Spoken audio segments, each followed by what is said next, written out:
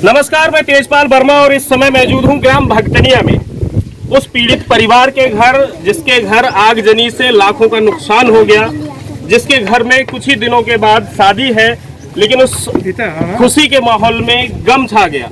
उसी मौके पर हमारे बीच में बरखेड़ा विधानसभा से विधायक स्वामी प्रवक्तानंद जी आश्वासन देने के लिए, उनकी ढांढस बंधाने के लिए यहाँ पर पहुंचे हुए हैं।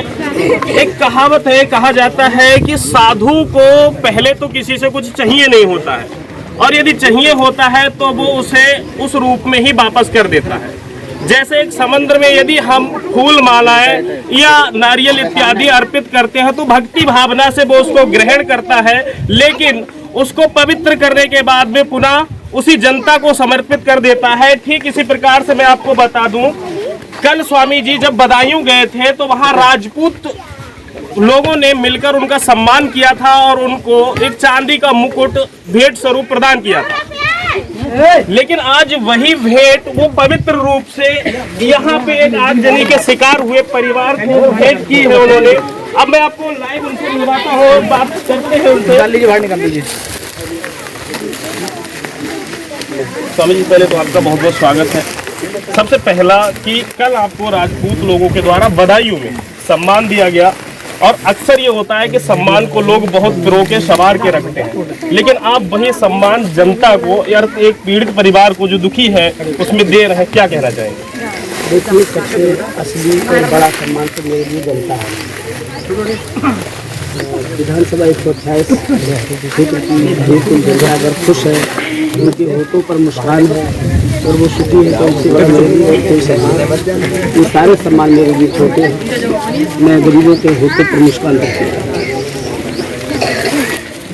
कहीं न कहीं सीधे से उद्देश्य है, जिस देवतुल्य जनता ने इनको शीर्षासन पे बैठाया, आंखों पे बैठा के प्रदेश में चौथे स्थान पर और हमारे रोहिलखंड में प्रथम स्थान पर जिताकर पहुंचा है, उस जनता को खुश देखना चाहते हैं। सबसे पहले भैया आपसे जानना चाहते हैं, ये उपहार पाके विधायक जी से आप कैसा महसूस कर रहे हैं? अच्छा महसूस, हमारे लिए तो भगवान है। क्या कहेंगे विधायक जी के लिए? भगवान जी हमारे आ गए हैं। अरे, इससे पहले भी हमारे यहाँ विधानसभा चुनाव हुए, विधायक चुने गए, कभी ऐसा आपने देखा? जी नहीं, कभी नहीं देखा, आज तक हमने देखा ही नहीं जो हमारे भगवान जी के रूप में आए हैं हमारे बाबा जी। एक सराहनीय कार्य और विधायक जी, विधायक बनने के उपरांत मैंने देखा है नेता जो है ईद का चांद बन जाते हैं।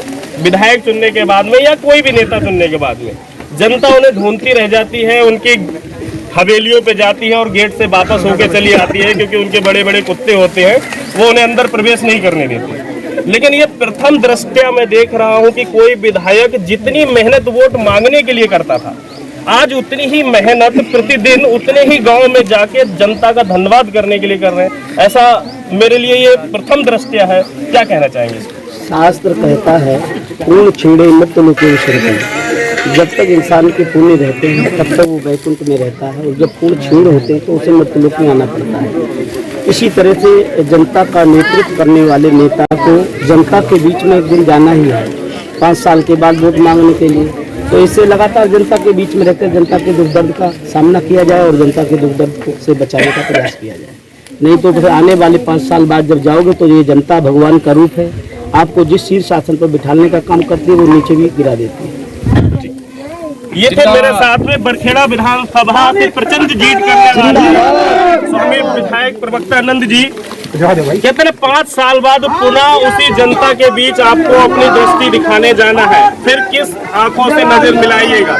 इसलिए वो पुनः जो जनता को शिकायत रहती है, और एक बात बता दूं, जनता आश्चर्यचकित होती है ये देख के कि प्रथम बार ऐसा हुआ है कि कोई नेता जीतने के बाद में जनता के बीच आ रहा है, उनको धन्यवाद कर रहा है। और मैं एक चीज और बता दूं, यदि आपके क्षेत्र में ऐसा है, पहले तो मैं ये बहुत ही कम ऐसे नेता होंगे जो जनता से जीतने के बाद में उनके बीच उनको धन्यवाद देने के लिए अब जा रहे हैं, वरना मोह माया में लोभित होकर सब खो जाते हैं इस चकाचौंध की दुनिया में।